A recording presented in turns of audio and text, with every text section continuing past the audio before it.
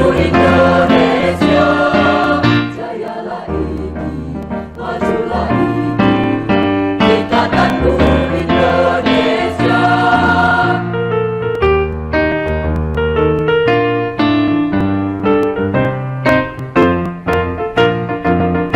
IGI, Ikatan Guru Indonesia, bermutu jujur dan profesional, menjadi penggelar perubahan, takkan mengajar kalau tidak belajar. IGI, Ikatan Guru Indonesia, berdepan dalam ilmu, sharing and growing together.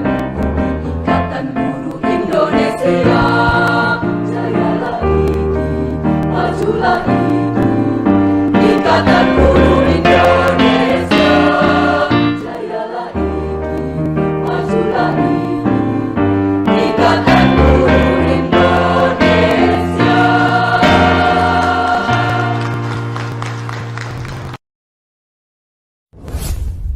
Halo pemirsa IGI Bali TV dimanapun berada, semoga selalu dalam keadaan sehat dan tetap semangat.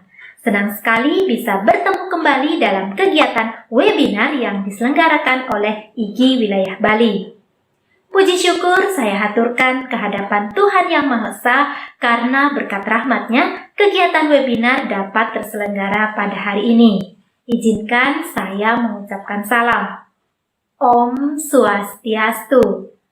Assalamualaikum warahmatullahi wabarakatuh. Salam sejahtera untuk kita semua. Salam, namo buddhaya, salam kebajikan. Pemirsa IGI Bali TV, sebelum memulai acara, izinkan saya memperkenalkan diri. Saya Nikade Sumartini yang bertugas di SLB Negeri 1 Buleleng selaku MC pada kegiatan webinar kali ini. Pemirsa IGI Bali TV, kami informasikan bahwa kegiatan WIB, Webinar IGI Bali adalah salah satu program unggulan IGI Wilayah Bali. Webinar dilaksanakan secara berkelanjutan setiap minggunya, dengan topik yang akan dibahas menyesuaikan dengan perkembangan, update informasi, serta ketersediaan narasumber. Bentuk penyajian webinar disesuaikan dengan materi, dapat berupa sosialisasi, tutorial, workshop, atau paket kegiatan workshop terstruktur. Nah, pemirsa IGI Bali TV, pada kesempatan kali ini, IGI Wilayah Bali bekerja sama dengan Fakultas Informatika Telkom University melaksanakan paket kegiatan workshop daring dengan tajuk kegiatan WIB One Month with Telkom University. Tema kegiatannya adalah peran artificial intelligence dalam dunia pendidikan. Nah, pemirsa IGI Bali TV, jangan sampai melewatkan kegiatan webinar yang diselenggarakan oleh IGI Wilayah Bali. Dari Studio Maya IGI Bali TV, saya mengucapkan selamat menyaksikan. Tetap di channel IGI Bali TV, kanal pendidikan Semeton Bali, media kreativitas insan cendekia.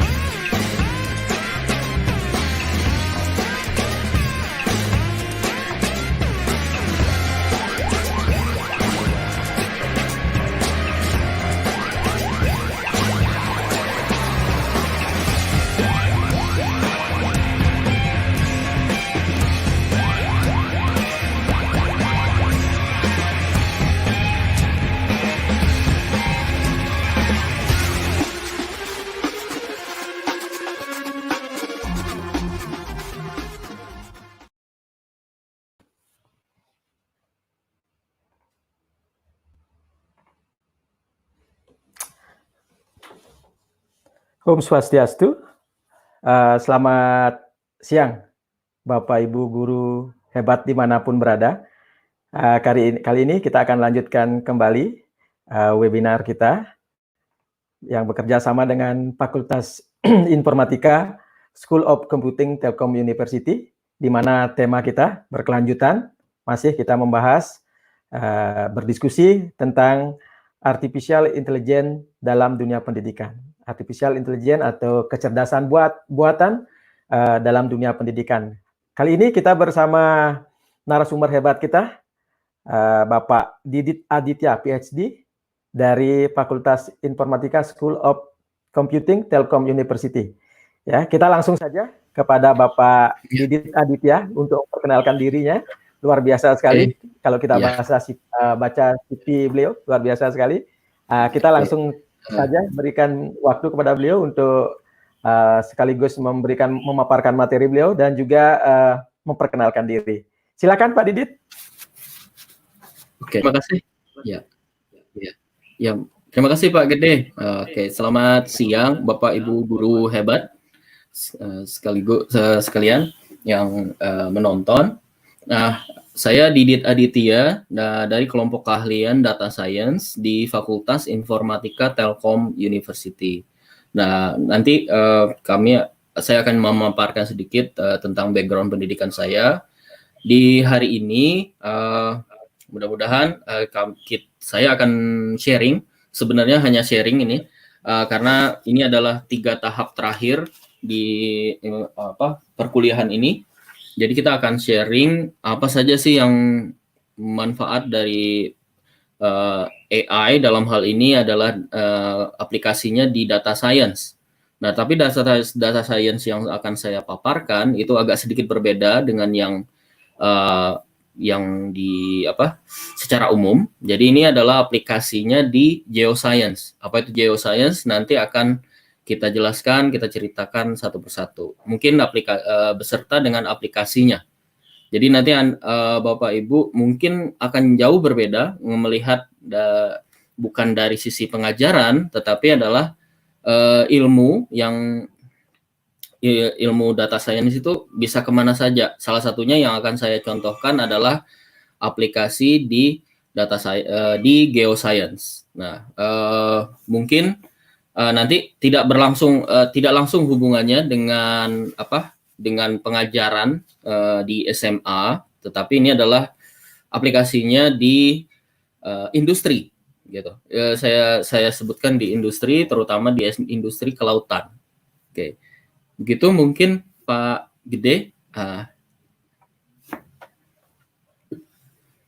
Oke, ya. Terima kasih Pak Didit, perkenalannya memang luar biasa sekali materinya. Memang kalau dibaca-baca sekilas tadi Pak, ya memang di dunia pendidikan tidak, mungkin belum ini ya Pak ya. Cuman ini merupakan suatu informasi yang luar biasa sekali. Bagaimana nanti perkembangan kecerdasan buatan itu yang sangat luar biasa dan sudah banyak digunakan saat ini, begitu ya Pak Didit ya? Kira-kira begitu Pak, yang di-share hanya sedikit mungkin ya Pak, sebatas pengetahuan saya. Iya, oke. Langsung saja Pak Didit, saya persilahkan untuk materinya. Ya, kita berbagi, kita sharing, kita diskusi nantinya ya. Bapak Ibu pemirsa IGI Bali TV, silakan menyimak langsung materi yang disampaikan oleh Bapak Didit Aditya PhD. Terima kasih Pak Didit, silakan. Oke, terima kasih Pak Gede. Oke. Assalamualaikum warahmatullahi wabarakatuh. Selamat siang dari Bandung. Ini mungkin nanti waktunya Wita. Ini saya coba share screen. Oke. Sudah terlihat mungkin ya. Nah, jadi ini saya seperti yang tadi disebutkan, ini mungkin tidak langsung berhubungan dengan aplikasi di pendidikan. Nah, tetapi saya ingin memperlihatkan mungkin ya aplikasi dari machine learning atau dalam hal ini adalah computational science yang akan saya ceritakan, dan data science. Data science-nya itu hanya sedikit. Dan kemudian saya tunjukkan aplikasinya di geoscience, khususnya di industri. Nah, di industri apa? Di industri teknik kelautan, meteorologi misalnya. Oke. Nah, mungkin ada yang baru pertama kali bergabung. Ini adalah sesi yang kedua dari sesi yang pertama, pengenalan machine learning. Nah, mungkin ini saya perkenalkan sedikit. Ini adalah background dari riset saya. Nah, topik riset saya sudah sekitar 12 tahun itu mengerjakan tentang fluid dynamic, kemudian pemodelan gelombang. Ini ada, mohon maaf ini slide-nya dalam bahasa Inggris, namun nanti saya akan selalu menerjemahkan dalam bahasa Indonesia. Nah, topik-topik saya sejak dari S2 ini adalah tentang gelombang, baik gelombang deterministik maupun probabilistik. Nah, ini adalah yang saya kerjakan, termasuk salah satunya adalah tsunami, kemudian wind data analysis. Nah, ini akan saya ceritakan nanti secara ekstensif di sini. Kemudian machine learning untuk wave prediction, high resolution wind prediction, sea level prediction. Ini saya akan ceritakan di slide ini. Jadi ini mungkin tidak langsung kelihatan ya aplikasinya di dunia pendidikan, tetapi saya mencoba memperlihatkan potensi-potensi apa yang dapat kita explore dengan menggunakan matematika maupun machine learning maupun AI ya.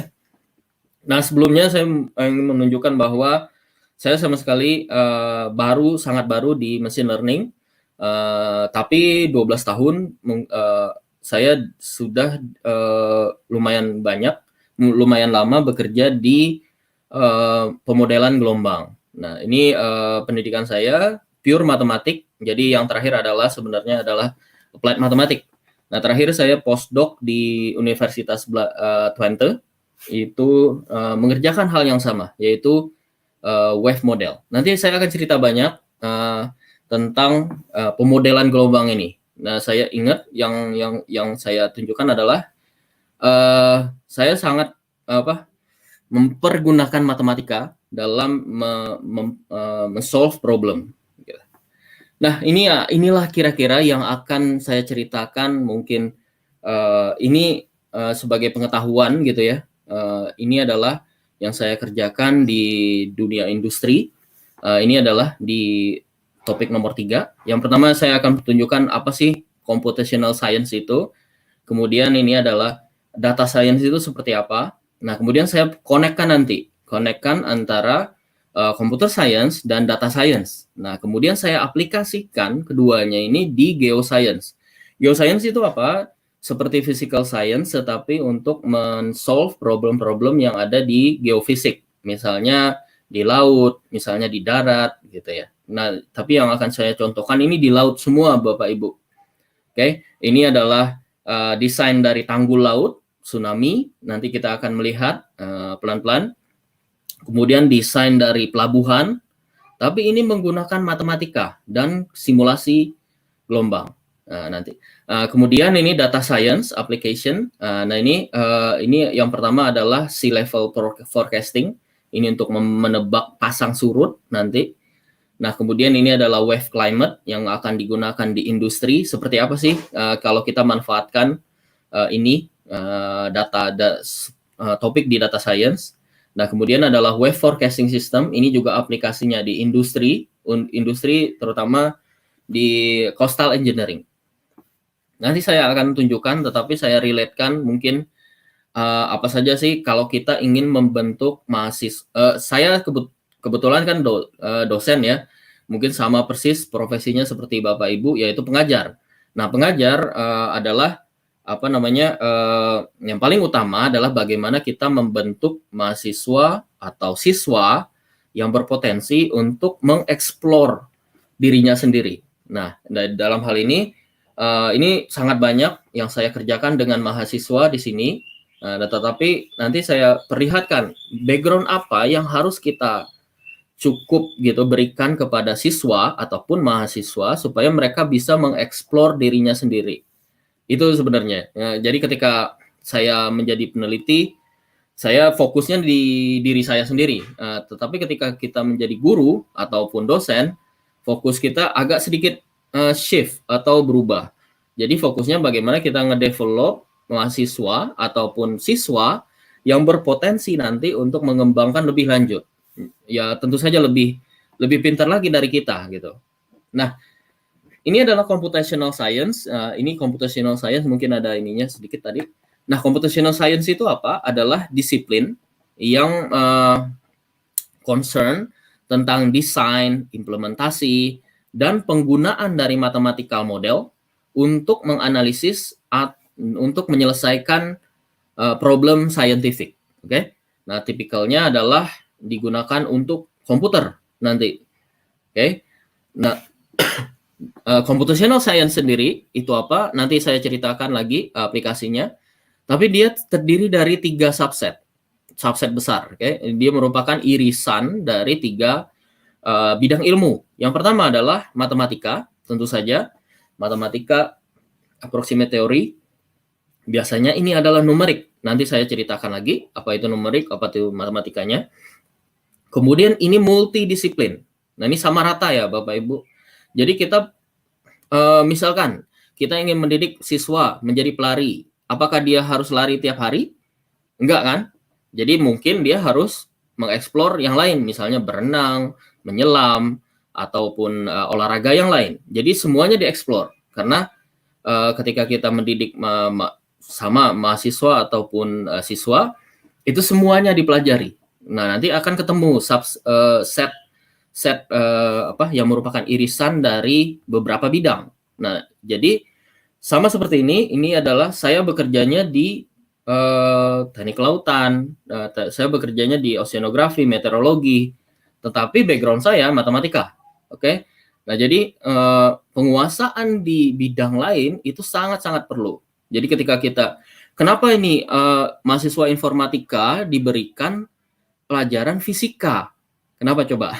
Nah, jadi karena untuk memperlihatkan bahwa kita tuh perlu pandangan atau cara berpikir dari disiplin ilmu yang lain. Jadi ketika informatika nggak murni hanya belajar coding, tapi ada fisika di sana. Mungkin ada kimia, kalau di ITB mungkin masih dapat kimia. Jadi tingkat 1 dapat kimia, padahal itu untuk programming, untuk mahasiswa informatika misalnya.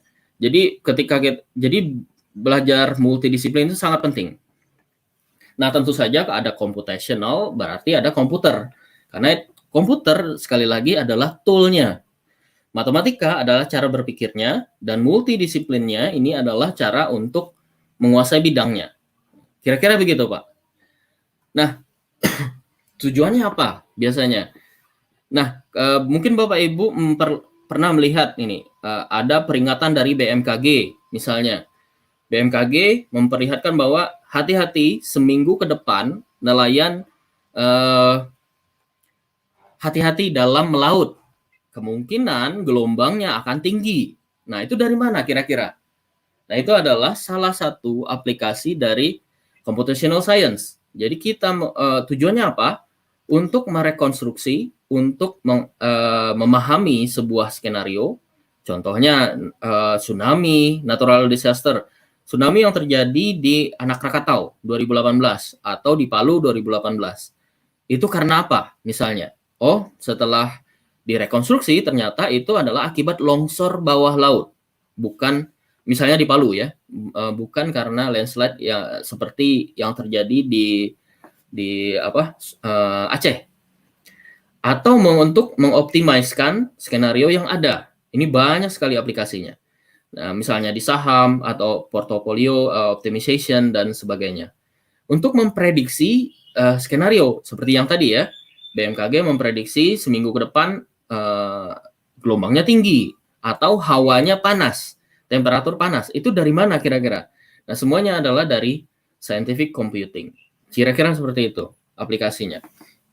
Nah, sekarang saya bawa lagi Bapak Ibu ke sesuatu yang mungkin sangat booming saat ini yang dinamakan dengan data science. Ingat bahwa saya sama sekali bukan background data science, tetapi saya bekerja di komponen-komponen yang membentuk data science. Misalnya, saya bekerja di statistik, advanced computing, kemudian visualization. Nanti Bapak Ibu akan saya perlihatkan beberapa aplikasi yang sangat membutuhkan visualisasi untuk mengerti fenomenanya. Kemudian matematika, tentu saja ini background saya, scientific method. Nah, kemudian ini trik lah. Nah, domain expertise. Oke. Nah, data engineering itu adalah dua ini. Jadi ketika Bapak sedang ngoprek data dari data misalnya crawling dari Twitter dan segala macam untuk memperlihatkan isu apa yang terjadi saat ini, isu politik misalnya, atau misalkan kita ada harga kenapa ini yang lagi in ya. Contoh, saya contohkan yang lagi in 2 hari ke belakang. Kenapa saham dari Kimia Farma atau Kalbe Farma ya, pokoknya dua itu booming. Kenapa? Karena 2 hari ini sangat pesat naiknya 25% sahamnya.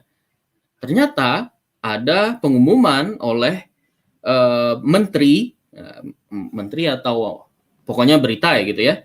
Ada berita bahwa vaksin itu sangat positif akan ditemukan, vaksin COVID ya, COVID-19. Nah, jadi dia booming. Jadi isu-isu yang seperti itu mendrive dari sentimen orang. Nah, itu ketika kita sedot berita itu, kemudian kita analisis sahamnya kenapa naik, mungkin salah satu dari aplikasi di data science. Oke. Nah, kenapa saya masuk ke sini dalam tanda kutip nggak terlalu susah gitu ya dalam dengan background matematika, karena saya ada di sini, ada di matematik, statistik, advanced computing, visualization. Nah, saya yang belum terlalu expert adalah di sini. Nah, jadi artinya ini adalah multidisiplin. Intinya apa? Dari data bagaimana kita mendapatkan informasi atau gain insights dari sebuah data. Kira-kira gitu. Nah, definisinya seperti apa? Seperti tadi, ada data scientist misalnya. Tapi sebenarnya yang terjadi adalah data science itu adalah multidisiplin, interdisciplinary field yang menggunakan metode scientific, kemudian proses, algoritma, tentu saja sistem. Nah, ini ada kata kuncinya, extract knowledge dan insights. Jadi dari data itu kita dapat apa gitu. Dari dapat data itu tentu saja ada data yang struktural, terstruktur, dan tidak terstruktur. Kebanyakan adalah tidak terstruktur. Itu ceritanya, data science. Oke? Poinnya adalah di science-nya. Nah, kemudian ini konsep yang kedua, definisi maksud saya. Definisi yang kedua adalah konsep untuk to unify statistic, data analysis, kemudian menggunakan machine learning, kemudian menggunakan domain knowledge. Ini yang sangat penting. Jadi ketika kita ingin mendidik siswa nanti mereka akan membuka perusahaan atau menjadi expert, itu jangan dibatasi belajarnya. Oke? Jangan dibatasi belajar. Kita harus belajar dari apa saja karena domain knowledge ini sangat menentukan. Saya akan tunjukkan bahwa nanti saya masuk ke data science dari domain knowledge saya. Domain knowledge saya itu adalah selama 12 tahun terakhir itu adalah di gelombang ataupun segala sesuatu yang berhubungan dengan laut. Oke? Nanti saya akan tunjukkan. Dan nah, ini adalah keywordnya. Sama seperti computational science sebenarnya. Dia adalah mirip-mirip. Oke? Tadi apa yang penting? Tentu saja untuk menganalisisnya kita butuh matematika dan statistik. Oke? Dan untuk memprosesnya kita butuh computer science. Tapi dua ini bukan problem driven. Problem drivennya adalah bisnis domainnya. Ada bisnis apa di sini? Kemudian ada domain apa yang ada problemnya. Kemudian dengan menggunakan computer science dan matematika dan statistik barulah kita dapat. Jadi ini adalah mirip-mirip sebenarnya dengan computational science. Cuman aplikasinya sedikit beda. Oke? Kira-kira seperti itu. Nah, sekarang saya akan coba untuk memperlihatkan ya aplikasi-aplikasi. Ini saya hanya cerita ya Bapak Ibu, cerita matematika, komputasi, kemudian aplikasinya di laut, dalam tanda kutip di laut. Oke? Nah, ini aplikasi di Geoscience. Yang pertama adalah computational science application in coastal. Coastal itu dekat laut, jadi di tepi pantai misalnya. Offshore itu di tengah laut. offshore engineering. Oke. Nah, yang pertama saya akan cerita tentang desain dari tanggul laut raksasa atau giant seawall. Oke. Gunanya untuk apa? Nanti saya ceritakan. Kemudian yang kedua adalah breakwater di pelabuhan. Ini saya akan ceritakan dengan menggunakan framework computational science. Nah, nanti saya akan tunjukkan aplikasinya di data science. Tapi bukan data science seperti yang Bapak lihat di pada umumnya. Saya spesifik di sini adalah di domain knowledge saya, yaitu geoscience. Oke. Next. Nah, contohnya ini, ini problemnya ya. Jadi ini katanya Japanese mayor who was tertawa ketika. Jadi ini problemnya adalah tsunami. Jadi pada waktu itu dihitung akan ada tsunami di daerah tertentu. Kemudian ini mayornya atau wali kotanya di suatu tempat di Jepang tertawa ketika membangun di orang engineering mempropose untuk bangun seawall. Seawall itu adalah tanggul laut untuk tsunami, oke? Untuk tsunami. Dia tertawa. Kemudian ternyata setelah dibangun, ternyata ada tsunami, oke? Until his village was left almost untouched by tsunami, oke? Jadi artinya pas pembangunannya diketawa, kenapa sih gitu dibangun ini kapan emang akan terjadi gitu. Nah, ternyata terjadi tsunami-nya. Kemudian ternyata dibuktikan bahwa si tanggul tsunami ini terbukti ampuh untuk menahan si desanya. Oke. Letaknya di sini, Fudai, Japan. Nah, kemudian ada ini adalah letak si giant seawall-nya. Oke. Jadi si engineering emang udah tahu nih, misalkan seperti ini. Ini adalah potensi pertemuan dari lempeng. Jadi satunya ke kiri arah barat, satunya ke arah kanan biasanya atau menahan.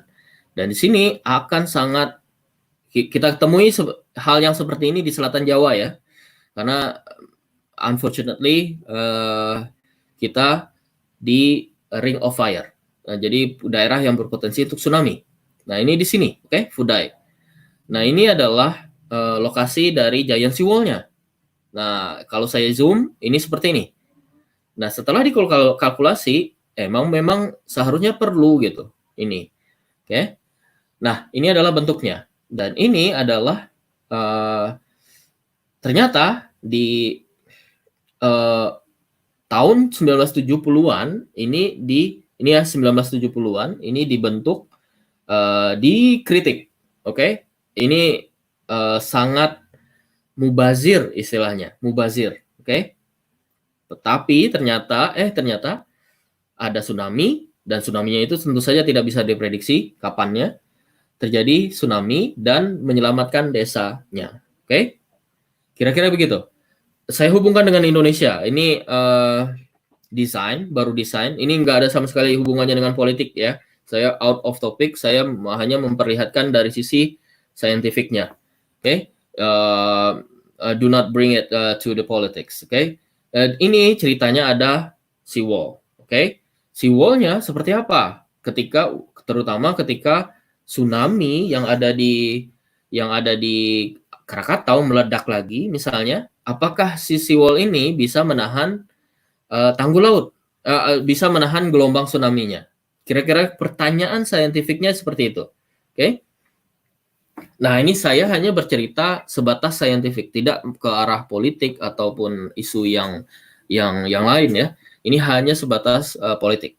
Hanya sebatas saintifik. Maaf. Nah, ini bagaimana kita membuat model. Nah, jadi ada eksperimen laboratorium oleh orang Taiwan kalau nggak salah ini, He Xiao tahun 2010. Kemudian dia melakukan lab eksperimen, bagaimana kalau ada gelombang tsunami, terus di sini saya taruh atau saya letakkan tanggul ceritanya. Apakah ini efektif atau tidak? Gitu. Nah, ini kalau gelombangnya tipe 1, ini tipe 2. Oke. Dan ini adalah snapshot atau potretnya ketika gelombang tersebut menembus dari giant seawall. Oke. Nah, hanya sebatas ini. Nah, kemudian saya sebagai orang matematika aplikasi, kita membuat model waktu itu. Nah, kita membuat model, tentu saja ini dilakukan bertahun-tahun ya. Ini saya mengembangkan. Dan ini kita membuat model. Ini kalau nanti siswa Bapak Ibu ketemu kalkulus, ada namanya kalkulus 1 variabel. Kemudian kalkulus 2 variabel, misalnya X, Y, ada kalkulus multivariabel nanti, dan ada kalkulus infinite atau dimensinya tidak berhingga, namanya kalkulus variasi. Nah, di sini kami menurunkan, ini dipublikasi di sini, di publikasi 2 tahun terakhir, saya dengan Ibu Sri Rezeki dari Matematika ITB, kami mempublish model gitu ya, model dan implementasi numeriknya. Kira-kira seperti ini. Ini jangan istilahnya jangan ketakutan dulu. Ini hanya untuk memperlihatkan, bukan menakuti Bapak Ibu. Tetapi ini adalah konsep integral, kemudian di dalamnya ini adalah persamaan diferensial, dan ini adalah matriks lah gitu ya, kira-kira matriks tetapi isinya fungsi. Kira-kira seperti itu. Ini namanya persamaan diferensial parsial. Oke, nah kemudian dari sini kita ada nama tekniknya, yaitu implementasi numerik. Kita numerikkan ini sehingga dari model matematika kita membuat sebuah tool untuk simulasi. Bentuknya seperti apa? Oke, nah ini risetnya ini adalah di bidang computational science ceritanya, salah satunya. Oke, nah bagaimana, untuk apa sebenarnya? Tentu saja ketika kita melakukan eksperimen fisik, ini sangat mahal dan lumayan rumit. Nah, ada jalan tengahnya sebenarnya untuk mempelajari hal tersebut, yaitu dengan simulasi. Bagaimana kita membuat simulasi? Dengan simulasi kita butuhkan kita butuhkan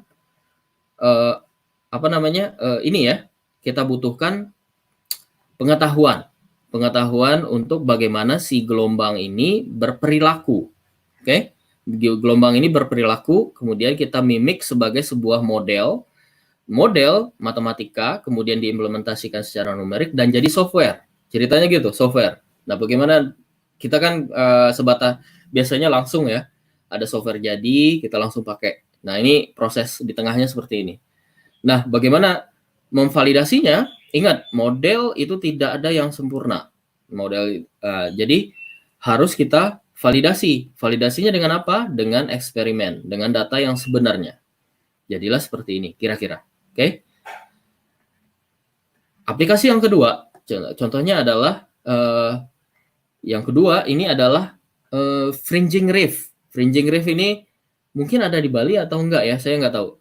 Ini saya ambil contoh di misalkan fringing reef di Pulau Pramuka. Jadi fringing reef ini terbentuk dari reef yang sudah mati, oke, dan membentuk pasir putih. Jadinya seperti ini. Nah, pertanyaannya adalah efektif nggak ini fringing reef ini untuk memecahkan gelombang supaya untuk menganalisisnya, oke? Dan ini kami disimulasikan dengan model gelombang yang tadi, yang dipublikasikan ini ya. Ini publikasinya ada di sini. Dan ini adalah analisisnya. Jadi dari gelombang yang kita lihat di laut, kemudian ini benar nggak memecah dengan baik atau tidak si gelombang ini. Struktur fringing reef yang seperti ini. Oke? Nah, ini tentu saja kita validasinya dengan apa? Dengan data eksperimen yang tadi. Data eksperimennya ini lupa saya cantumkan, ini adalah Demirbilek 2007 kalau nggak salah. Dia melakukan eksperimen, kemudian kita gunakan dengan model yang kami develop itu seperti ini hasilnya. Berarti cukup akurat. Oke? Nah, kira-kira seperti itu computational science. Oke? Nah, Ini nah kemudian contoh yang kedua untuk yang computational science. Misalnya ada otoritas atau investor ingin membangun pelabuhan. Oke, pelabuhan misalnya dia letaknya di selatan Jawa. Tentu saja yang kita tahu adalah di selatan Jawa gelombangnya sangat besar. Bagaimana caranya kita membuat pemecah gelombang atau yang dinamakan dengan breakwater. Oke, tentu saja tidak coba-coba, tetapi dengan melakukan simulasi. Nah, ini adalah riset saya yang 6 tahun yang lalu mungkin. Ini kita memvalidasi model gelombang yang kita gunakan di sini dengan data eksperimen. Nah, ini adalah data eksperimen. Kemudian ingat, salah satu yang sangat penting di dalam pemodelan computational science itu adalah kita membandingkan si model dengan data. Itu yang sangat penting. Ini adalah membandingkan dengan measurement. Ini publikasinya di sini. Oke, 2014 mungkin. Nah, gimana untuk apa sebenarnya yang inilah yang akan kita berikan ke desainer dari pelabuhan. Jadi kalau ingin membangun docking atau tempat tarik turun naiknya penumpang, ya jangan di sini gitu. Ini besar gelombangnya. Jadi yang paling optimal ya adalah di sini, oke, atau di sini atau di sini. Nah, bagaimana melihatnya dari heat map yang seperti ini, yang dinamakan kalau di istilah di teknik kelautannya adalah wave disturbances. Oke, ini adalah seperti heat map atau yang merah ini tinggi, yang biru artinya sedikit. Jadi ya kalau ingin membangun docking ya di daerah yang biru, jangan membangun di daerah yang merah. Oke, ceritanya seperti itu aplikasinya. Kemudian saya masuk ke Cilacap. Ini adalah Cilacap. Pelabuhan Cilacap ini desain pada tahun 2006. Kemudian ini 2009. Ada penambahan di sisi sini. Oke, ini tidak ada, belum selesai mungkin pembangunannya, dan ini ditambahkan. Nah, ini namanya pemecah gelombang. Ini di daerah Cilacap. Oke. Nah, setelah kita simulasikan, kita dapat melihat secara visual bahwa ketika tidak ada breakwaternya, ini gelombang langsung masuk. Oke, tetapi ketika ada, gelombangnya hanya sedikit. Dan kita lihat, ini adalah semacam heat map-nya, yaitu wave disturbances. Jadi kelihatan kalau setelah dibangun, ini, ternyata efektif. Oke, tetapi sebenarnya tool yang kita develop di sini adalah untuk menganalisis sebuah desain dari pelabuhan, desain breakwaternya terutama, atau gelombang propagasi gelombang secara umum. Oke. Nah, ini saya masuk ke aplikasi dengan kalau tadi adalah computational science, nah ini adalah data science ceritanya. Data science, bagaimana kita ingat yang tadi yang saya tunjukkan bahwa data science itu adalah bagaimana kita mengambil insights atau informasi dari data. Untuk apa? Untuk keperluan salah satunya adalah prediksi atau forecasting. Atau juga untuk melihat karakteristik. Jadi yang pertama ini saya contohkan di forecasting atau untuk peramalan. Oke, apa itu sea level nanti saya ceritakan. Nah, yang kedua ini adalah dari data angin ini ya, wind itu adalah angin. Bagaimana saya dari data angin itu mengekstrak untuk informasi data angin untuk keperluan desain engineering di lepas pantai. Oke, nanti saya ceritakan lebih lanjut.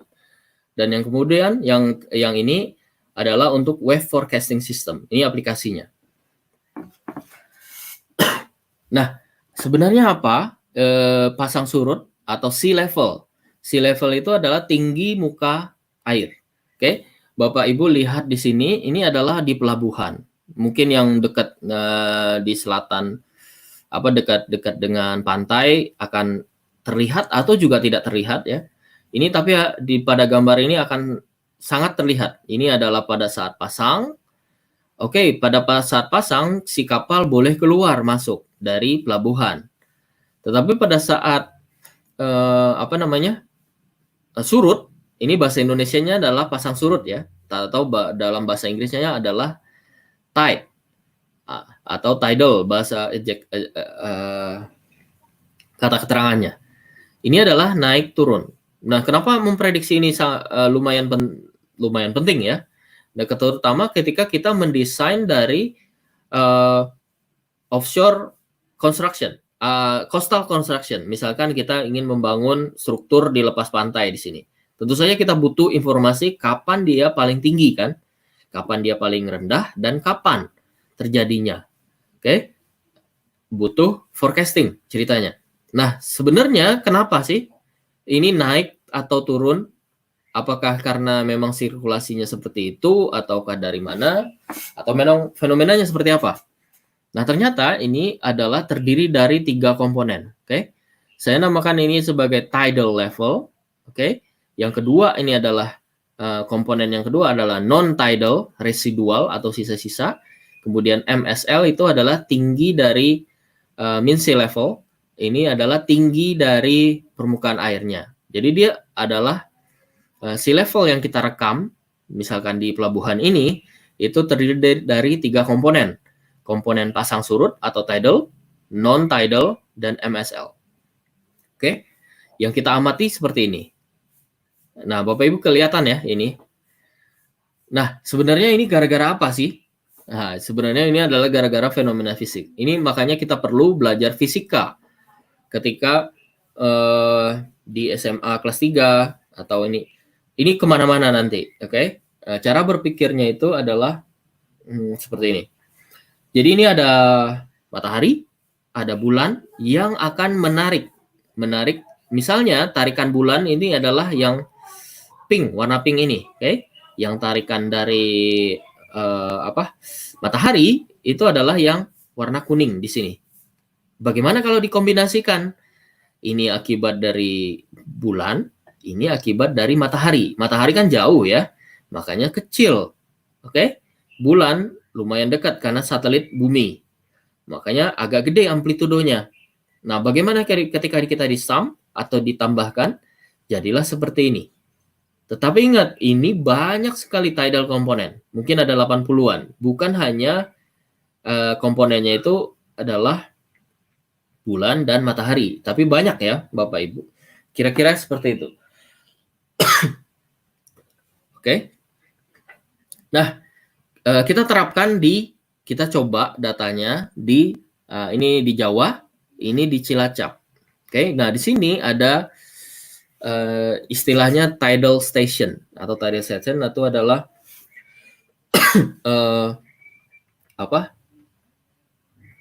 ini ya, pasang surut. Mohon maaf, saya minum dulu.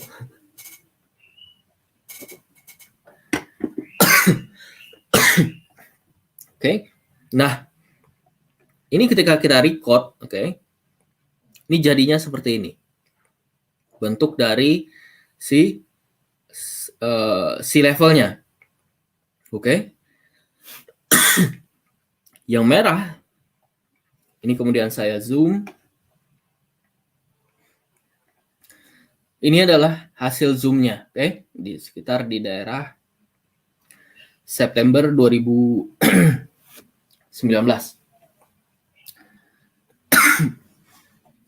Nah, ini kelihatan bahwa yang biru ini adalah data yang ke-record. Yang merah ini adalah hasil prediksi dengan menggunakan tidal analysis. Ini adalah cara klasik di teknik kelautan atau di coastal engineering ya. Dia melakukan dengan tidal analysis, kemudian dilakukan istilahnya dengan menggunakan least square, oke? Namanya tidal analysis. Nah, yang merah ini adalah astronomical tide atau naik turunnya gelombang akibat dari bumi ya, bumi dan sebagainya, oke? Nah, sekarang ini yang tidak bisa diprediksi dengan metode klasik itu adalah yang hijau ini. beda antara sea level dengan astronomical tide. Astronomical tide ini gampang diprediksinya, dalam tanda kutip gampang karena sudah dari tahun 1980-an. Nah, sekarang ketika kita bicara tentang machine learning, kita akan mencoba memprediksi yang tidak bisa diprediksi oleh astronomical tide. Oke.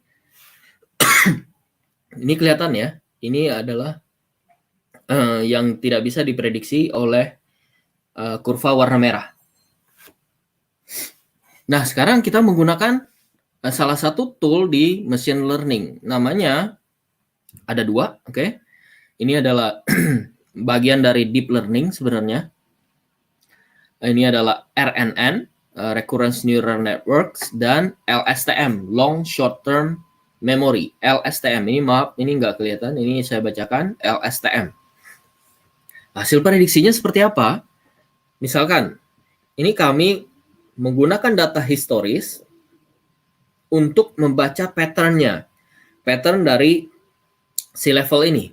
Nah, kemudian pattern dari sea level ini ternyata bisa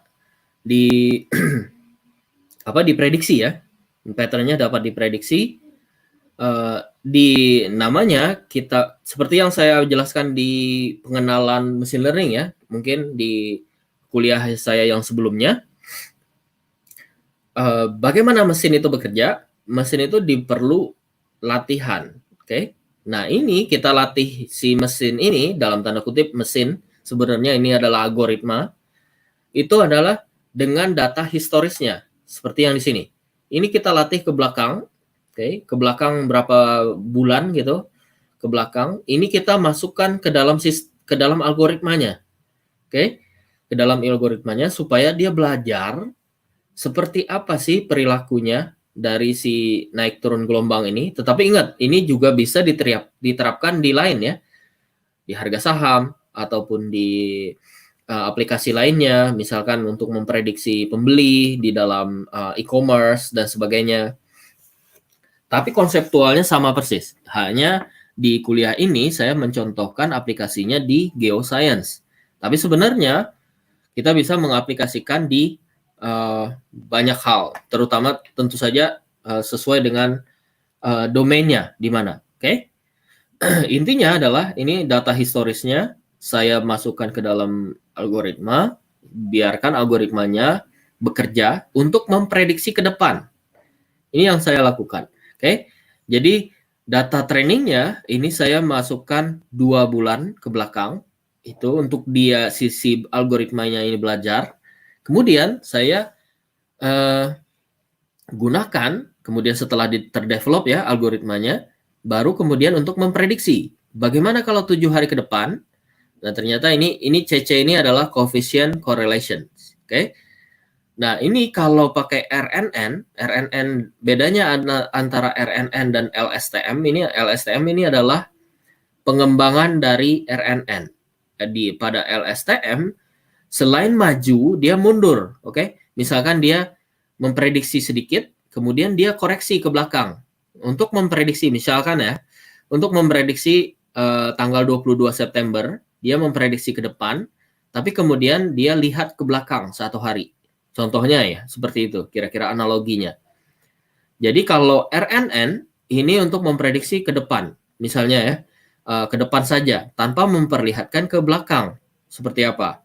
Tetapi ketika LSTM itu memprediksi ke depan, kemudian melakukan feedback untuk melihat ke belakang. Bagus nggak yang saya prediksi? Kalau nggak bagus, ada diulangi misalnya ya, seperti itu analoginya. Jadi memprediksi ke depan, terus ada feedback, errornya segini. Oh, ternyata saya butuh mengkoreksi errornya, makanya hasilnya lumayan baik. Nah, kita lihat di sini. Ini yang biru itu mirip banget dengan yang putus-putus forecasting ini. Jadi tadi saya back ke belakang seperti ini ya. Yang biru ini bisa diprediksi oleh LSTM dalam hal ini. Ya, seperti ini hasilnya. Ini kami kerjakan bersama mahasiswa di Universitas Telkom. Seperti itu. Ini adalah C-level, tapi ini masih kami kembangkan. Bagaimana sekarang untuk mengembangkan yang ini untuk early warning tsunami misalnya. Salah satu contohnya seperti itu yang akan dikerjakan nanti di kami. Oke, kira-kira seperti itu.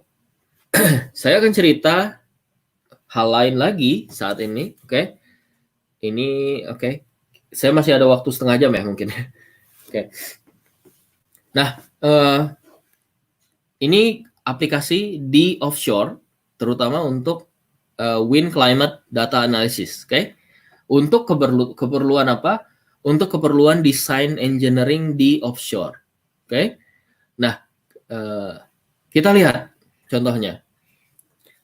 Nah, ini adalah peta Indonesia dengan terutama untuk hydrocarbon basin di Indonesia. Oke, yang kita lihat di sini adalah yang merah ini adalah production basin, jadi produktif lah ya, kira-kira. Yang hijau ini adalah yang di drill, digali, dicek, tapi belum ada penemuan sumur. Oke. Nah, yang kuning ini adalah frontier, kemudian yang biru itulah di drill, proven, sudah ada, berarti sini ada minyak ya. Di sini ada minyak dan oil ceritanya, tetapi belum diproduksi. Oke. Jadi intinya apa? Intinya banyak. Di Indonesia potensinya masih sangat banyak. Intinya gitu. Contoh, ini ketika mereka ngambil di tengah laut, ya, di tengah laut ini bukan di ini ya. Kita akan membangun mereka, tentu saja kontraktornya itu akan membangun offshore platform namanya. Nah, bisa ke bawah seperti ini atau menggantung, namanya di apa? Mooring ya, di moor, atau menggantung atau floating, bisa juga gitu, floating. Tetapi bagaimana cara, intinya adalah gini, kita membangun sesuatu di tengah laut. Di laut itu kan naik turun gelombangnya atau anginnya. Oke, secara stokastik, dalam tanda kutip ya, stokastik. Secara tidak beraturan. Bagaimana caranya kita mendesain, kita mengasihkan, memberikan informasi ke desainer dari ini, oke, desainer dari ini, misalnya ya, desainer dari ini, jangan ketinggian nih, misalnya 1 meter saja, 1 meter di atas permukaan laut, jangan 2 meter, gitu. Karena kenapa? Kalau 2 meter, ya kemahalan gitu, naikin ini kan jauh lebih mahal ya, dibandingkan, gimana kalau cuma 0,5 meter gitu. Ternyata gelombang di sini 1 meter. Akibatnya apa? Akibatnya bisa fatal. Fatalnya seperti apa? Nah, contohnya ini. Ini adalah yang floating. Oke. Nah, floating, tetapi ini bukan di Indonesia tentu saja. Ini di North Sea mungkin ya, kalau nggak salah. Dan ini adalah yang akibat dari ini. Jadi, ada kemungkinan untuk fail atau gagal. Gitu. Kira-kira gitu ya, Pak. Bapak Ibu, ini jadi cuaca ekstrim itu sangat menentukan. Nah, kenapa penting untuk memprediksi dengan benar? Kalau kita salah prediksi, ini terlalu kecil, yang kita prediksi ya, karena kan dia harus paling tidak bertahan 100 tahun ke depan. Misalkan dibangun 2020, dia harus ada desain ini selama 100 tahun, tahan gitu ya. Secara ya mungkin pada tahun 100 tahun dari sekarang itu harus ada. Bagaimana, pertanyaannya adalah bagaimana kita memprediksi kejadian yang akan datang dari data ke belakang. Nah, ini yang akan saya ceritakan di dalam hal ini praktisnya ya. Nah, kira-kira gitu. Contoh, ini contohnya saja. Contohnya adalah sebuah kasus. Misalnya, ini ada tempat, di bawahnya ada basin. Kemudian perusahaan minyak dan gas ini mau membangun di sini. Ini hanya contoh ya Pak, Bapak Ibu. Ini hanya contoh. Misalkan di Selat Malaka, oke? Sebuah company, perusahaan misalnya oil and gas mau membangun offshore platform di sini di suatu potensial. Misalkan di sini ya. Pertanyaannya adalah bagaimana ini kita hanya berbicara tentang angin, tetapi sama persis untuk gelombang. Oke, saya hanya contohkan tentang angin. Nah, bagaimana angin yang ekstrim yang terjadi misalkan secara probabilistik setahun itu setahun sekali. Seberapa besar atau seberapa tinggi? Kemudian yang terjadi 10 tahun sekali. 10 tahun sekali, oke? Once in 10 years. Dan kemudian yang terjadi 100 tahun sekali gelombang ekstrimnya. Bukan gelombang, anginnya. Berapa kira-kira? Kenapa kita butuhkan itu? Ya untuk memprediksi desain engineering ini, oke? Supaya platformnya tahan dengan extreme wind, anginnya yang kembalinya atau yang kita sebut dengan return periodnya atau return value-nya dalam 100 tahun, oke? Gimana caranya? Ya, ingat tadi di konsep di data science itu adalah bagaimana caranya kita dari data mengambil informasi sebanyak mungkin untuk keperluan kita, oke? Ketika kita di marketing ya kita datanya adalah data customer kan? Ketika kita untuk sistem rekomendasi nanti ya datanya adalah data apa saja yang diklik oleh customer. Nah, di sini di geoscience tentu saja apa aja yang dilakukan oleh angin selama katakanlah 41 tahun ke belakang. Oke? Bagaimana kita memprediksi ke depan dengan melihat ke belakang. Oke, data historis jadinya. Nah, seperti ini kira-kira gambarnya ini Indonesia. Jadi kita lihat bahwa di subtropis di bawah ini di selatan di Australia ini anginnya sangat lumayan tinggi, jauh lebih tinggi dibandingkan kita yang berada di tropis. Oke? Di sini kelihatan. Contohnya ini adalah ini kata test case kita ya. Test case kita adalah ini lokasinya, kira-kira ini lokasinya. Nah, saya ekstrak sini, saya ambil satu titik, kemudian saya plot, oke, datanya. Ini hanya 10 tahun, tetapi sebenarnya yang digunakan adalah jauh lebih panjang dari 10 tahun. Misalkan ini adalah titiknya, ini satuannya adalah meter per second, oke? Data angin. Dari sini kita bisa lihat, oh ternyata di 2017 ini tinggi, kelihatan ini. Berarti ini sekitar 10 meter per second. Ini karena yang saya ambil dekat dengan pantai ya. Oke. Nah, pertanyaan berikutnya adalah kenapa jadi tinggi? Oke. Nah, yang kedua, ini adalah dari data itu saya ambil ekstrimnya, titik ekstrimnya. Kapan?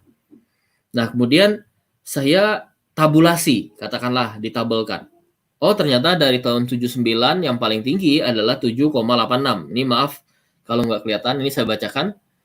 Nah, kemudian ini saya sorting. Oh, ternyata di 2017 di titik yang saya maksud, ternyata di sini 10,46. Sebenarnya apa yang terjadi gitu? Oke? Ternyata di 2017 3 November ini salah, ini 30 ya. 30 November, ini saya salah tulis. Nah, terjadi kenapa? Nah, kita lihat di sini. Ini ternyata nanti saya zoomkan, oke? Why? Ini bukan 3 November, ini 30 ya. Salah, ini 30 November. Ini slide-nya salah. Nah, ini kita lihat. Ini 25 November 2017. Saya ingin melihat kenapa jadi di sini tinggi. Oke? Ini 28 November. Kemudian ini sebentar lagi. Nah, ini kelihatan tinggi. Ternyata apa? Nah, kita lihat titik ini. Ini ternyata cyclone. Tadi di sini juga ada cyclone. Cyclone itu angin yang berputar, oke? Ini namanya cyclone. Nah, kita zoom, oke? Kita zoom sekali lagi. Nah, ini adalah zoom in. Ini adalah 25 November, 26, kemudian 27. Saya ingin tahu kenapa di sini tinggi. 28, 29, 30. Oke, 30 ternyata memang gede. Ternyata di sini ada siklon lewat. Gitu kira-kira ya, Bapak Ibu. Jadi dari data ini sebenarnya buat apa? Ini kita ingin memprediksi ke depan. Oke, dari data historis ini kita ekstrak, kemudian kita pelajari dalam tanda kutip ya. Ingat tadi konsepnya di data science itu adalah dari data. Kuncinya di data untuk apa? Untuk memprediksi, salah satunya untuk memprediksi. Nah, ini kita lihat di sini ada siklon ternyata. Oke, 1 Desember ternyata di selatan Jawa ada siklon. Kira-kira gitu. Nah, ingat tadi ini data modeling, ini adalah dari data kita dapat insights. Kira-kira seperti apa ininya. Kira-kira data ini, apa ininya, oke? Apa benefitnya? Tentu saja kita sesuaikan dengan yang kita gitu, tujuan kita. Dari yang ini adalah historical data, kemudian kita melakukan data analisis. Dari data analisis ini kita tahu, oh ternyata di daerah itu anginnya seperti ini. Oke? Jadi yang untuk memprediksi gimana? Sama seperti ketika kita memprediksi customer mau ngeklik ini, saya misalnya mau nyari sepeda, saya mungkin misalkan saya nyari pedal gitu ya, pedal sepeda. Ya mungkin saya akan nyari sepeda kan, atau cari sarung tangan sepeda misalnya. Artinya apa? Dari data historis itu kita bisa memprediksi. Ini analoginya misalkan di marketing ya mungkin ya. Nah, kalau di dunia yang ini kita melakukan dengan extreme value analysis. Oke? Nah, ini namanya ternyata dari data historis ini saya bisa lakukan secara statistik. Ini dalam hal ini adalah kita melakukan fitting dengan kurva dengan distribusi ekstrim. Oke, kemudian ekstrimnya kita lihat berapa. Kira-kira gitu. Ternyata yang 10 tahun ini adalah ya sekitar 9,5. Yang 25 tahun sekali itu adalah 10,1 misalnya di sini ya. Dan 50 tahun ya 10,8 mungkin. Dan 100 tahun sekali ternyata ini adalah 11 meter per second. Nah, dari sinilah kurva ini yang akan saya berikan, dalam tanda kutip, berikan ke desain engineering dari offshore platform. 100 tahun, harganya segini, tingginya segini. Jadi Anda harus mendesain struktur yang tahan terhadap, misalkan berapa? Platformnya mau 100 tahun. Berarti harus lebih dari 11, paling tidak. Seperti itu ya. Nah, kira-kira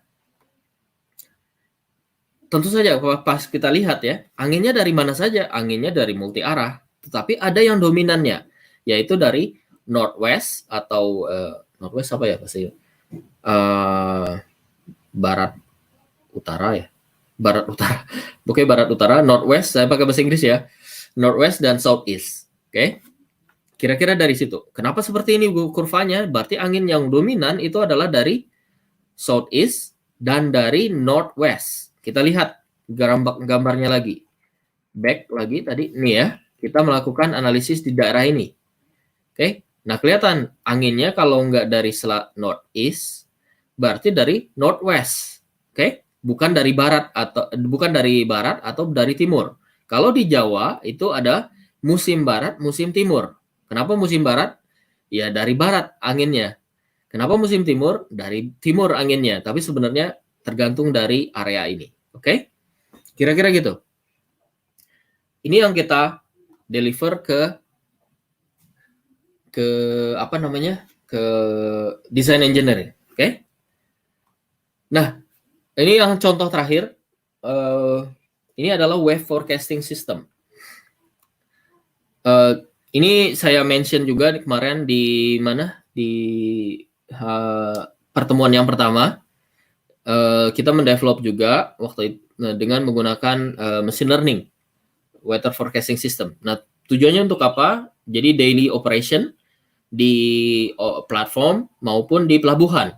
Jadi contohnya di pelabuhan adalah misalkan ada kapal, pelabuhannya sibuk, kemudian pelabuhannya mempunyai tunggang pasang surut yang sangat tinggi. Misalnya kalau seperti tadi yang saya gambarkan, ketika siang dia memang benar-benar kering, sehingga tidak bisa masuk kapalnya. Pada saat sore baru bisa. Nah, ini operator dari pelabuhan harus mempunyai sistem forecasting ini ceritanya. Nah, yang kita develop itu adalah lumayan ini adalah WFS, Wave Forecasting System. Nah, ini yang kita desain. Ini adalah lumayan customable, oke? Bisa di custom. Jadi akurasinya bisa di custom. Ini adalah free yang bawaan dari NOAA Amerika. Oke, tentu saja karena negara kita negara kepulauan, ini nggak didesain untuk Indonesia gitu. Oke, forecasting mereka. Nah, forecasting mereka ini akurasinya seperti ini. Dapat kita lihat bahwa di sini ini harusnya darat, harusnya laut, tetapi terdeteksi sebagai darat. Oke, jadi artinya gridnya itu nggak cukup kecil gitu ya untuk mensimulasikan itu. Akibatnya apa? Overestimate. Kebanyakan. Overestimate atau istilahnya komputasinya kecil, kurang tepat untuk daerah-daerah kepulauan. Nah, ini yang kita develop itu bisa customizable ininya, grid size, sehingga cocok untuk negara kepulauan. Kira-kira gitu. Ini adalah yang kita develop, yang bisa running real time, sehingga untuk memforecast ke depan. Kira-kira gitu. Mungkin itu, mungkin saya terlalu cepat atau juga terlalu ini. Pak Made, mungkin saya kembalikan lagi ke... Oh, bukan Pak Made, Pak Gede. Maaf. Iya. Iya. Oke. Luar biasa sekali materinya Pak Didit. Saya menyimak dengan baik tadi ya. Cuman luar biasa sekali. Agak tinggi mungkin ya Pak Didit ya. Hanya cerita Pak. Ya, luar biasa sekali.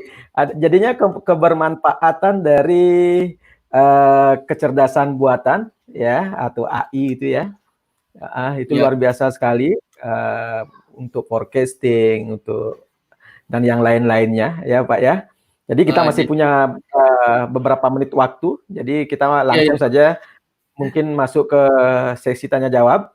Tapi sebelum masuk ke sesi tanya jawab, kita simak yang satu ini dulu ya Pak Didit ya. Sambil minum-minum dulu. Ya. Oke, pemirsa Igi TV, jangan kemana-mana dulu. Nanti kita masuk ke sesi tanya jawab setelah yang satu ini. Ya.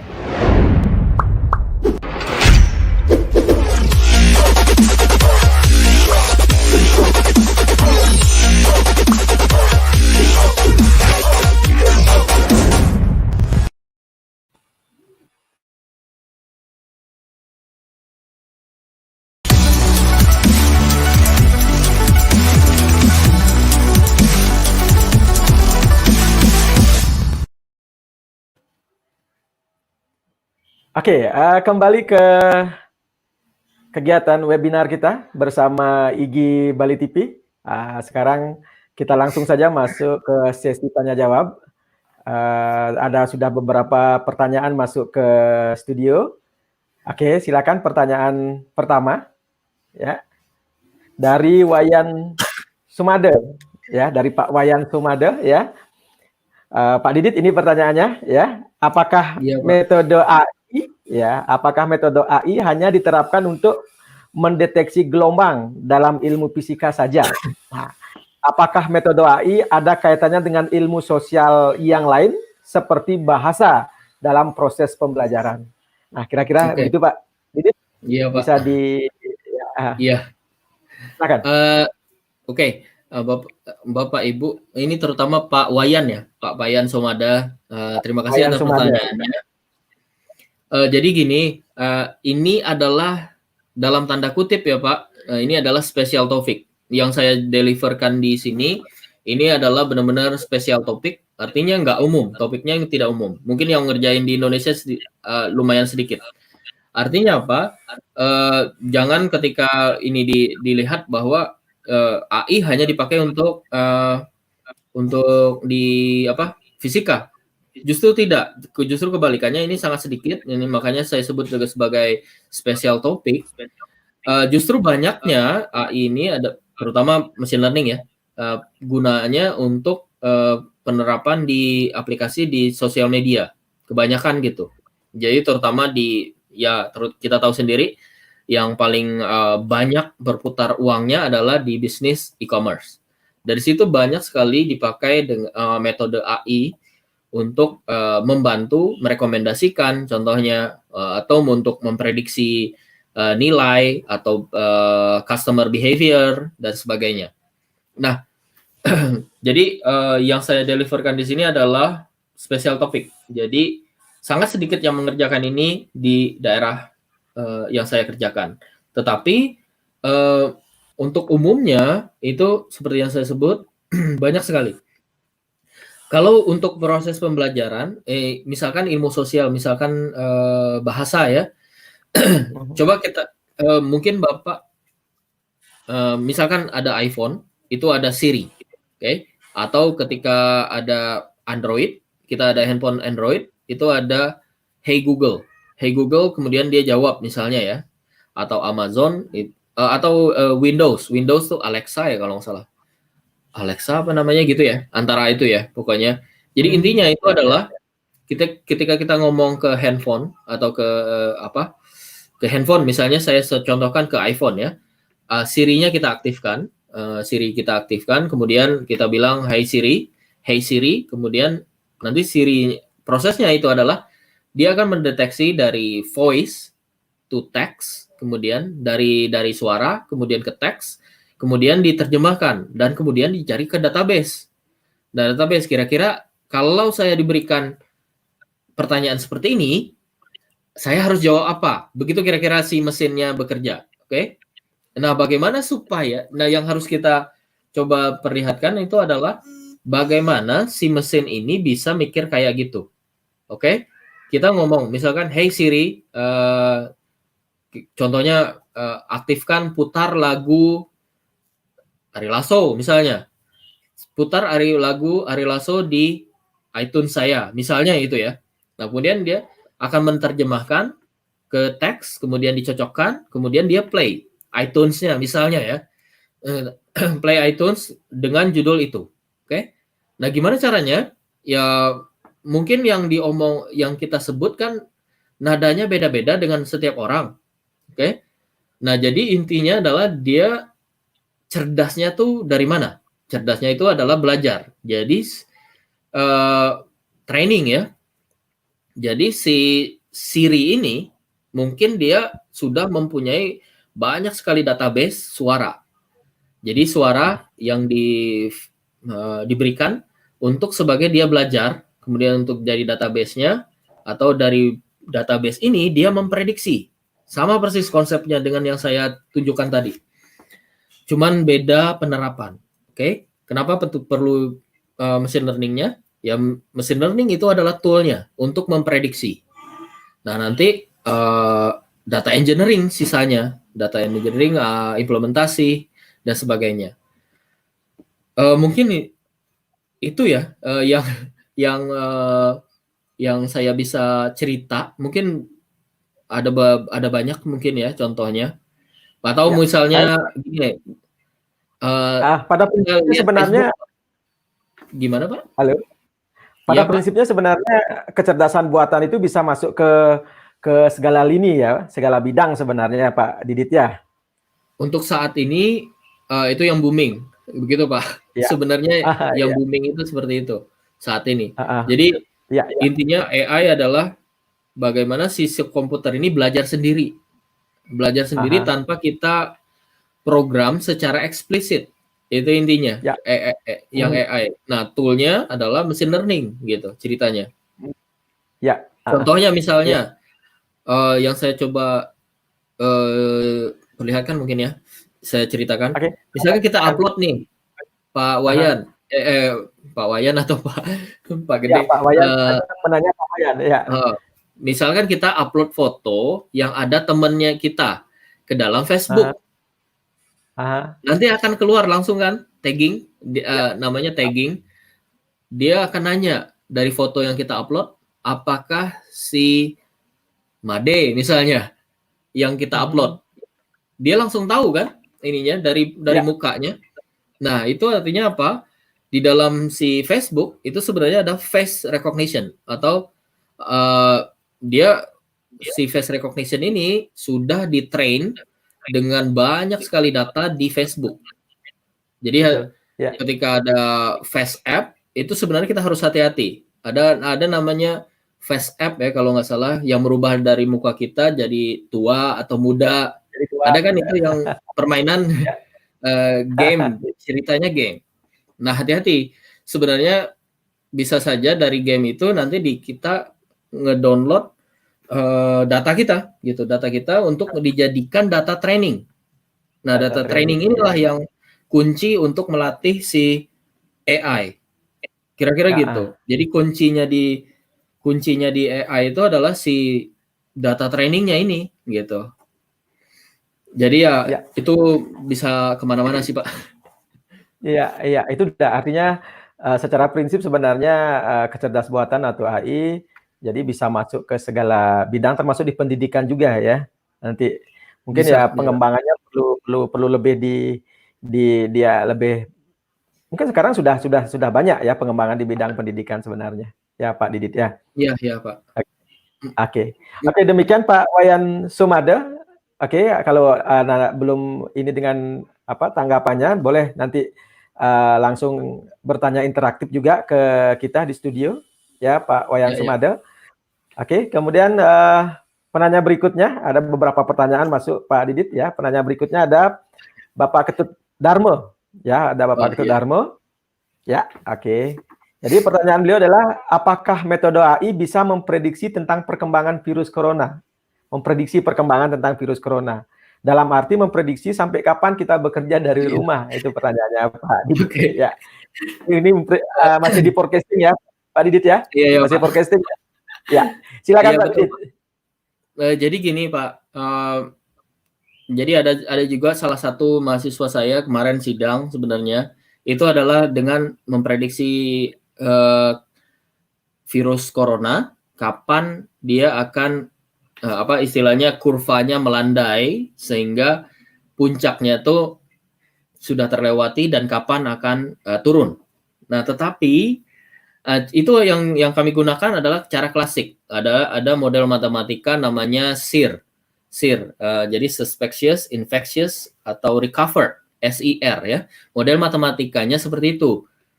Nah, tetapi sebenarnya ini sangat didrive oleh data. Jadi kebetulan sebenarnya apakah metode AI saya kurang tahu kalau AI-nya sendiri, tetapi untuk machine learning-nya ini sebenarnya seperti fitting data. Jadi untuk dari data, kuncinya di data.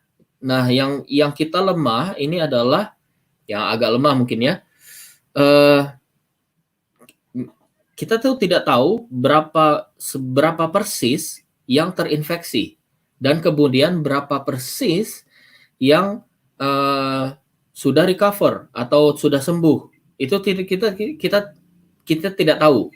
Yang menjadi susah dalam riset ini, dalam tanda kutip ya, secara tool kita ada, menurut saya dari matematika ataupun machine learning-nya, menurut saya sudah ada. Cuma yang jadi masalah ini adalah datanya. Seberapa percaya kita dengan data ini? Misalkan, contohnya seluruh Indonesia ada 3.000 infeksi.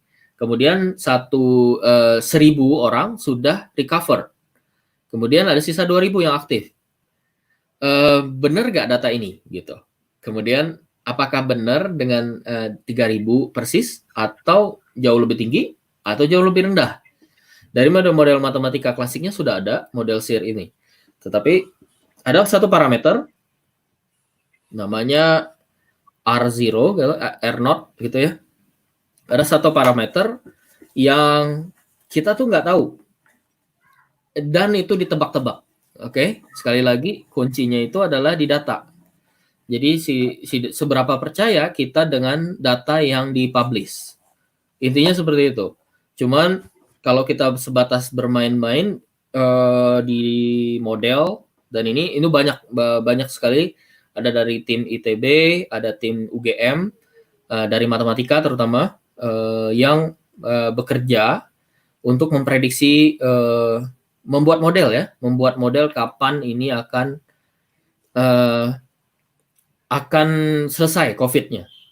Tapi ingat, intinya seperti yang saya tunjukkan tadi di model, itu harus ada validasi. Yang kedua adalah model itu akan selalu ada asumsi. Oke? Nah, asumsi ini yang harus kita hati-hati. Jadi ketika kita menyikapan, boleh percaya 100%, cuman kita harus lihat bahwa model yang digunakannya itu validnya untuk kasus seperti apa.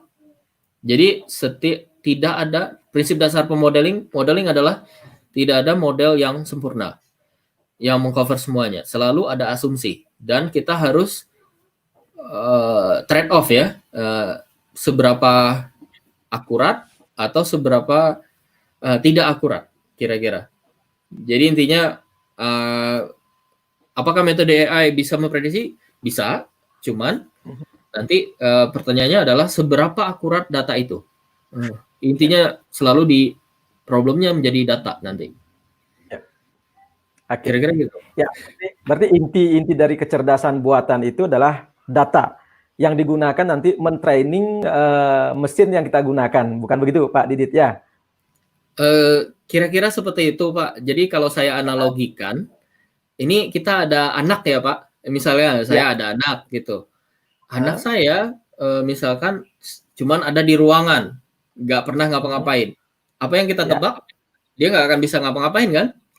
Tetapi kalau misalkan di ruangan itu ada TV misalnya, di TV, kemudian TV itu ada pendidikannya, otomatis dia akan meniru TV itu, kemudian yang kita prediksi adalah si anak ini akan berperilaku seperti apa yang ada di TV. Artinya, nah jadi intinya dia belajar, si anak ini, dari data yang diberikan ke dia. Nah, jadi AI-nya sendiri itu kuncinya itu adalah si data gitu. Jadi kalau TV-nya bagus, efeknya bagus, datanya bagus, efeknya bagus. Tetapi kalau datanya nggak ada ataupun nggak jelas, bukan AI-nya mungkin yang kurang bagus gitu, tapi si datanya mungkin kurang baik gitu, atau tidak lengkap, atau sangat terbatas gitu. Kira-kira gitu Pak analoginya. Ya, data yang digunakan ya. Jadi validitas data sangat-sangat penting di AI ya. Makanya belajarnya dari data Pak. Belajarnya dari data. Perkembangan IT ke depan kan big data itu ya Pak ya. Yang sebenarnya itu yang bisa diolah juga nanti digunakan sebagai data trading di kecerdasan buatan. Begitu ya Pak ya? Iya, betul Pak. Oke. Ya, demikian Pak Ketut Darmo, tanggapan dari Pak Didit ya. Kita langsung saja Pak Didit ya ke penanya ketiga ya Pak Didit ya. Oke. Baik, Pak. Ada pertanyaan dari Bapak Ketut Darmade. Pak Ketut Darmade, ini pertanyaannya bagus sekali, sudah menyentuh ke dunia pendidikan menengah Pak. Ya. Oke. Apakah AI bisa menentukan kapan motivasi dan prestasi belajar peserta didik dapat mencapai titik optimum? Jadi bisa diprediksi gitu. Kira-kira seperti apa Pak Didit? Silakan Pak Didit. Oke. Ini pertanyaan yang berat ya Pak. Iya. Jadi gini Pak, saya menjawab mungkin sebisa saya ya Pak. Oke. Silakan Pak Didit. Jadi kalau kita ada data, misalkan kita ada data yang bisa kita kuantifikasi, ini saya bicara sebatas pemodelannya Pak ya, bukan apakah sudah ada gitu, saya belum tahu saat ini. Cuman kalau saya diberikan data, kemudian saya ada project untuk menentukan, misalkan saya ada riset saya, misalkan untuk kapan siswa akan termotivasi atau prestasi ini akan mencapai titik optimum atau tidak. Kalau saya ada data gitu, datanya lengkap gitu ya, misalkan misalkan dari CCTV, dari data historis dia kuis setiap hari, misalnya ada kuis misalnya di setiap hari.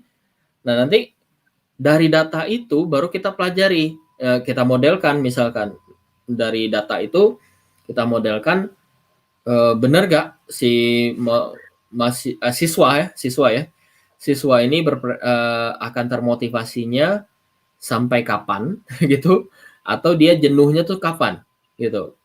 Kuncinya ini adalah si data ya, menurut saya ini ada data. Kemudian kalau ketika kita diberikan project misalnya untuk menebak kapan dia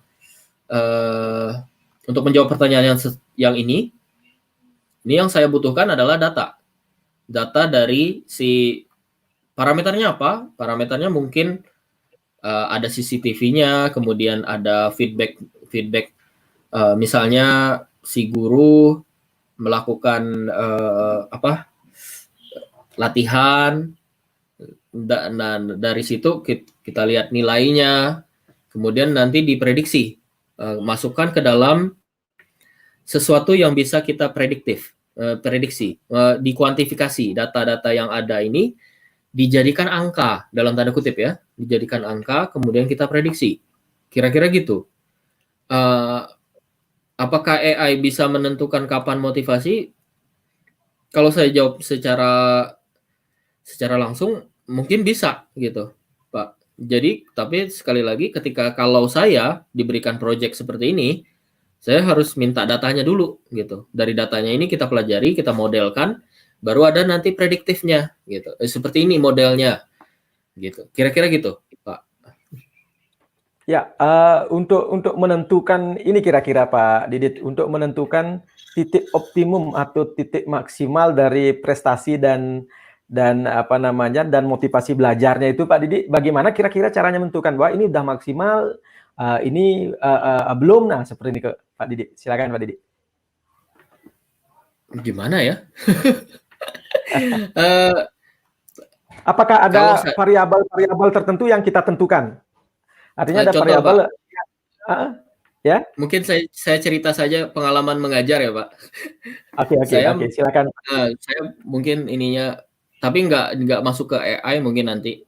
Jadi misalkan kalau saya bukan melihat dari framework AI-nya, tetapi melihat dari cara kita mendeliver materi sebagai guru atau sebagai dosen. Nah, contohnya misalnya saya cerita ya, saya mengajar misalnya kalkulus ya Pak, matematika. Saya mengajar matematika itu kalau diberikan kelas jam 1:30 gitu siang atau jam 1 siang, itu sangat susah Pak. Karena kenapa? Mahasiswa baru makan. Itu parameternya kalau kita ingin memodelkan. Artinya apa? Kalau nggak makan mereka lemes gitu, kalau banyak makan mereka ngantuk. Biasanya gitu. Nah, gimana triknya? Saya bicaranya bukan sebagai AI atau apa, cuman sharing pengalaman sedikit mungkin ya Pak. Saya juga baru dari dosen. Nah, kemudian yang saya lakukan ini adalah kita harus relax, kemudian membuat informal conversation. Jadi pembicaraan yang informal lah gitu. Jangan tegang.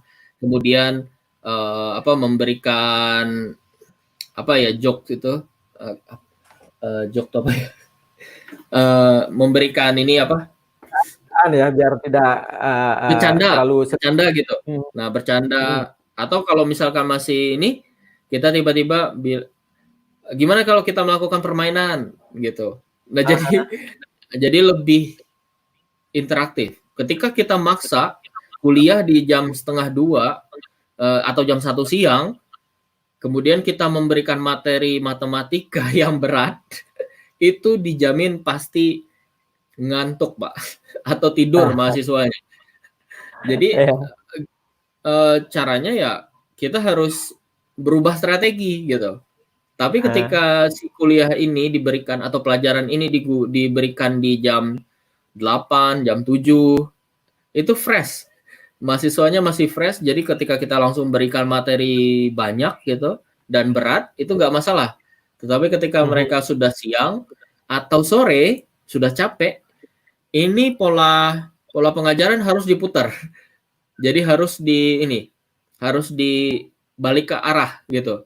Jadi kita ngasih kesempatan ke mereka untuk bergerak atau entah itu kerja kelompok atau menjawab kuis gitu. Tapi dalam keadaan jangan yang tegang gitu. Cuma intinya adalah bagaimana mereka tidak tidur atau tetap aktif gitu intinya. Inti dari pengajaran kalau dari mindset saya ini adalah saya menyampaikan materi dan materi itu dimengerti mereka. Caranya gimana? Improvisasi gitu, Pak. Kira-kira. Ya.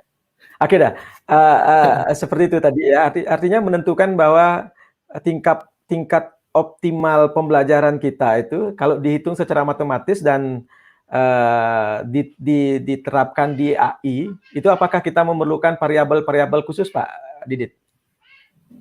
Mungkin perlu, Pak. Mungkin perlu. Cuman saya belum pernah melakukannya, tetapi kalau ingin disebutkan secara secara spesifik, ini mungkin bisa dimodelkan perilaku ini. Cuman parameternya ya mungkin tadi waktu, kemudian tadi waktu kuliah atau waktu belajar, kemudian nilai prestasi dia di masa lalu si mahasiswanya kira-kira berapa. Nah, apa saja parameter yang bisa kita jadikan parameter input nanti ke dalam tanda kutip ya mesin learningnya itu bisa kita masukkan. Misalkan belajarnya berapa jam sehari, misalkan. Nah, terus dari Senin sampai Jumat waktu bermainnya berapa, waktu jalan-jalannya berapa, kemudian waktu tidak tidurnya berapa. Jadi track record semua itu kalau kita punya dalam tanda kutip punya dengan baik, itu sangat mungkin melakukan modeling ya cerita. Kalau saya sebut modeling dari behavior dari siswa mungkin ya. Kapan dia optimal atau tidak. Tapi intinya adalah konseptualnya ini adalah bagaimana kita memodelkan dari data. Nah, kuncinya di data. Kemudian untuk melihat people analytic lagi istilahnya ya. Bagaimana orang akan berperilaku. Oke. Ya. Jadi kesimpulannya, nanti ketemu. Mungkin ketemu ya. Mungkin nanti akan ketemu kapan dia optimal, kapan enggak gitu. Cuman kita harus ya mungkin harus dipelajari lebih lanjut parameter mana yang akan kita masukkan sebagai input dan kemudian prediktif modelnya kan kapan optimal misalnya. Mungkin bisa, Pak. Cuma saya belum. Kalau saya diberikan intinya tadi yang kita perlukan di AI ini benar-benar yang menjadi kebutuhan utama kita itu adalah data, begitu ya Pak Didit ya? Itu asumsinya kalau toolnya kita sudah ada, Pak. Tool yang ada. Tapi saya yakin banyak sekali yang mendevelop toolnya di mesin learning terutama untuk ini gitu. Tetapi bukan berarti kita bisa men-solve semua problem, bukan.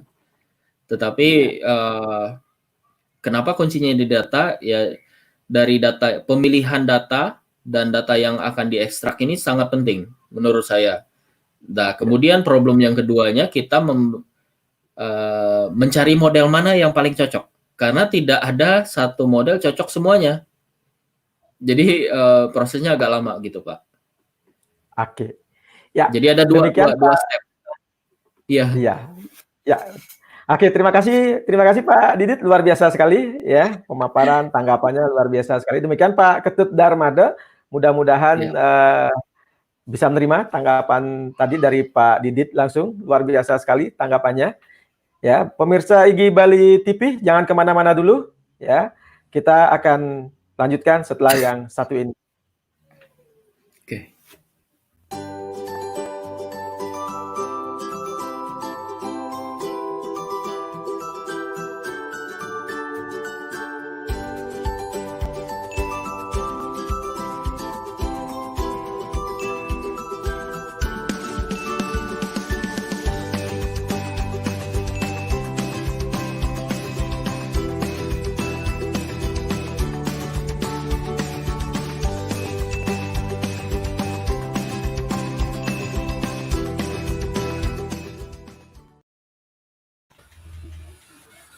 Oke, luar biasa sekali kembali di IGI Bali TV bersama Bapak Didit dari Telkom University ya Pak Didit ya. Oke. Ya, Pak. Oke, sebelum kita akhiri karena waktu, mohon maaf kepada pemirsa IGI Bali TV yang lainnya yang pertanyaannya mungkin belum bisa kita bahas di sini. Ya, mudah-mudahan di webinar kita berikutnya kita bisa lebih dalam lagi, lebih detail lagi, lebih rinci lagi, kita bisa membahas tentang pemanfaatan kecerdasan buatan di dunia pendidikan. Mudah-mudahan kedepannya kita bisa lebih eksplor lagi kecerdasan buatan di dunia pendidikan.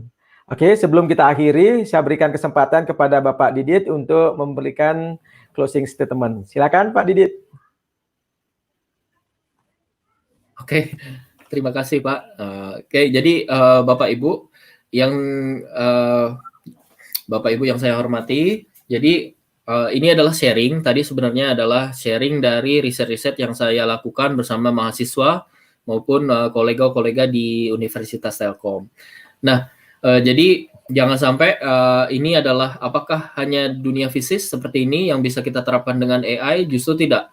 Oke. Yang saya presentasikan adalah lumayan sangat menjurus gitu, sangat spesifik, tetapi AI-nya sendiri sangat global. Tapi apa yang harus dipahami itu adalah bahwa kita harus menguasai tool-nya dan kita harus menguasai problem domain-nya. Ingin bekerja di daerah mana? Nah, relasinya dengan guru seperti apa? Nah,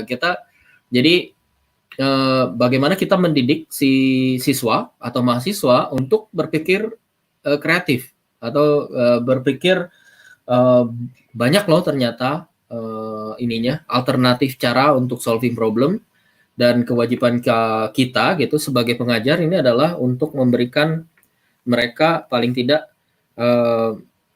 fondasi yang kuat gitu ketika mereka untuk melakukan mengeksplor dirinya sendiri gitu. Kira-kira begitu Bapak. Mohon maaf sebelumnya atas segala kekurangan, misalnya dalam penyampaian materi ataupun konten gitu. Terima kasih atas perhatiannya Bapak Ibu, juga Pak Gede. Terima kasih banyak. Ya, sama-sama Pak Didit. Terima kasih banyak. Materinya sangat luar biasa Pak Didit. Ya, mudah-mudahan ke depan kita masih bisa berdiskusi lebih lanjut lagi Pak Didit ya. Pak Didit Aditya. Ya, Pak Didit Aditya dari Fakultas Informatika, School of Computing, Telkom University. Ya, demikian webinar kita kali ini. Tetap stay tune di IGI Bali TV karena webinar-webinar kita berikutnya akan lebih menarik lagi tentunya. Ya, akan terus kita lakukan. Ya, terima kasih banyak Pak Didit Aditya. Kita ketemu lagi di lain kesempatan. Ya. Untuk pemirsa IGI Bali TV dimanapun berada, demikianlah webinar kita pada hari ini. Kita membahas tentang computational and data science application in geoscience. Ya, mudah-mudahan apa yang kita diskusikan pada siang hari ini bermanfaat untuk pemirsa IGI Bali TV dimanapun berada. Saya selaku moderator Gede Swece, mohon maaf yang sebesar-besarnya jika selama acara berlangsung ketika memandu acara ini, jika ada hal-hal yang kurang berkenan. Kita ketemu lagi di lain kesempatan. Selamat sore. Terima kasih pemirsa IGI Bali TV yang masih tetap setia mengikuti kegiatan webinar dari awal sampai akhir. Semoga apa yang disampaikan dalam kegiatan webinar kali ini dapat bermanfaat bagi pemirsa IGI Bali TV. Kami tunggu umpan baliknya lewat kolom komentar. Jangan lupa like dan subscribe serta nyalakan lonceng untuk mendapatkan update video serta live dari kanal IGI Bali TV. Kami mengucapkan terima kasih kepada seluruh pihak yang telah mendukung terselenggaranya kegiatan webinar ini. Distripora Provinsi Bali, Fakultas Informatika Telkom University, STIMIK Primakara, Ruang Guru Ananta, Widya Business School, Penerbit Erlangga, Telkomsel Bali Nusra, Jurnal Ilmiah Japri Edukasi, dan IGI Bali Mart. Tidak lupa kami mohon maaf apabila ada hal-hal yang kurang berkenan dalam terselenggaranya kegiatan webinar ini. Saya mewakili seluruh kerabat kerja IGI Bali TV yang bertugas mohon undur diri sampai bertemu kembali dalam kegiatan webinar selanjutnya. Saya akhiri kegiatan webinar kali ini dengan menghaturkan para mesanti. Om Santi Santi Santi Om.